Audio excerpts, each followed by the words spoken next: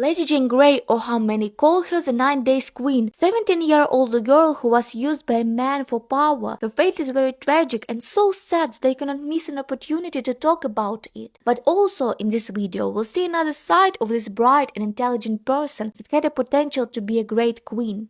Before we start, I'll ask you to like this video and subscribe on my channel. Also, we've just finished talking about 6 wives and now I have a question about who should I talk next. If you don't mind, give me some ideas in the comments.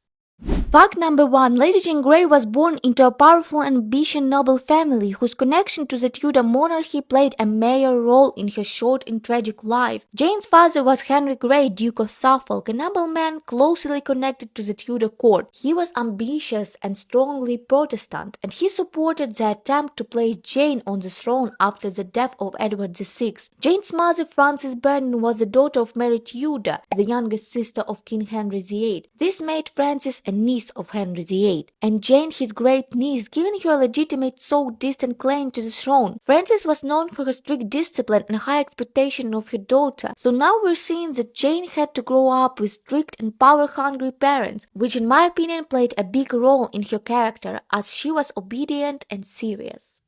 Fact number 2. Lady Jane Grey was quite an intelligent young girl who preferred a private life to public attention. She didn't enjoy parties, fine clothes, or court life like many noble girls of her time. Instead, she liked reading, studying languages, and learning about religion. According to Roger Ascham, who was a tutor to Princess Elizabeth, Jane preferred reading Plato to hunting or dancing because books brought her happiness. She was also deeply religious. Her Protestant faith was very important to her and guided her thoughts and actions. Lady Jane believed that suffering had meaning and tried to stay strong during difficult times. Another fact is that many suggest that Jane was in love with her husband Guilford Dudley, but in reality it was clearly opposite. Their marriage was arranged by Jane's parents and John Dudley to strengthen political power. This is recorded in contemporary Tudor chroniclers, including writings by Raphael Hollinge, who describes the marriage as part of Northumberland's plan to secure the throne. Anyway, couple always seemed to be distant and formal. Jane reportedly refused making him king while she was queen, showing that she wanted no shared power with him. Contemporary reports suggest that Guilford was ambitious and eager for influence, but Jane was calm, serious, and keeping him at distance. During their short time together in the Tower of London, Jane is said to have treated Guilford politely but firmly, focusing more on her own fate. Fact number 4. Jane was never crowned as Queen of England. Also, Jane Grey was declared Queen on 10 July 1543. She was never officially crowned. Her reign lasted only 9 days and she had very little support among the people and the nobility. Most English citizens still supported Mary Tudor, the daughter of Henry VIII, as the rightful heir. Because of this lack of support, there was no formal coronation ceremony for Jane. Historians like Eric Ives note that she was declared queen for political reasons by John Dudley, Duke of Northumberland, but she never had a chance to perform the rituals or wear the crown. This is the main reason she's called the 9 Days Queen.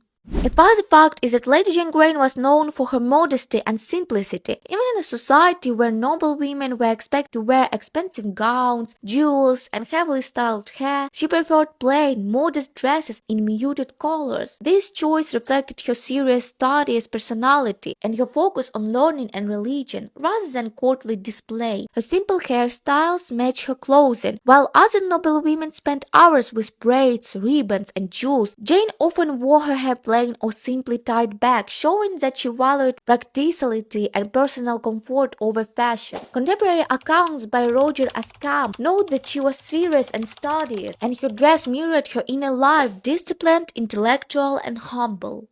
Fact number 6. Even while imprisoned in the Tower of London, Lady Jane Grey showed intelligence and sense of humor in her letters. She wrote to her friends and tutors with small jokes and clever remarks, often about the people around her or the strange events at court. This shows that despite the dangerous and grim circumstances, Jane kept her spirit sharp and her mind active. Her humor was intellectual, not playful in a childish way. For example, she sometimes mocked the pomp and politics of court life, pointing out the absurd absurdity of noble ambitions and power struggles while maintaining politeness and respect in her writing. This reflects her wisdom and maturity as she could recognize the serious danger around her without losing self-control.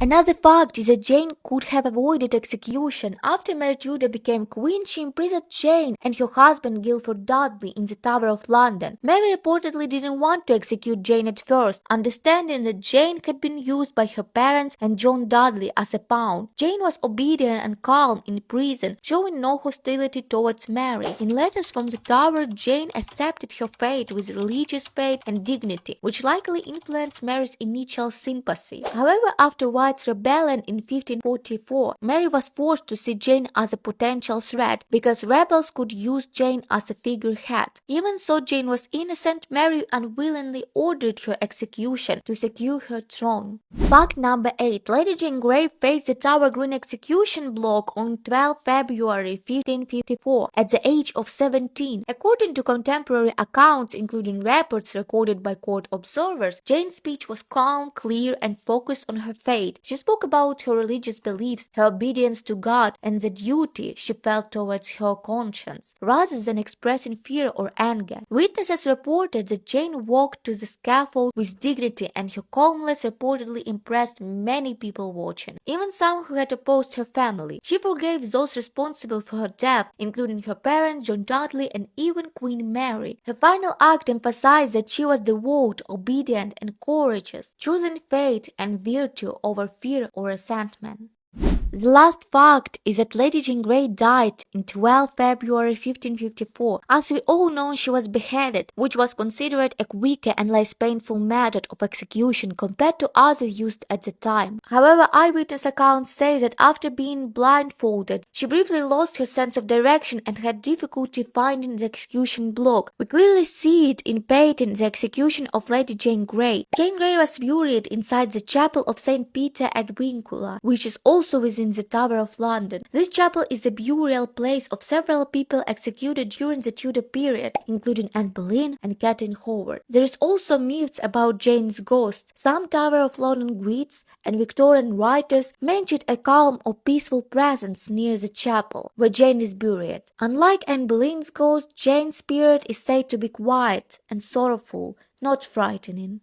So in the end, we understand that Lady Jane Grey wasn't just 9 days queen or victim. She's actually a really interesting and intelligent person. Her life was strict and needed of her to be strong, but we all pray that in the heaven she finally found peace and calmness, as we all know that she deserved it.